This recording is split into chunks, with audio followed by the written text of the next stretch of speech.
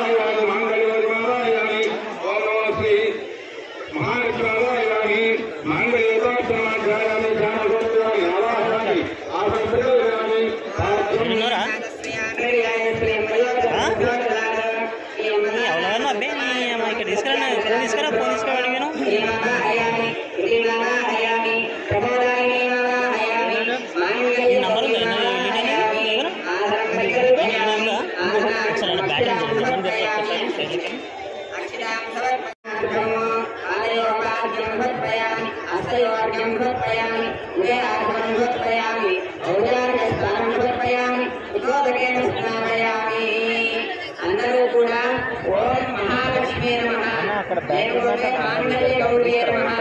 మనసులో ఉండండి.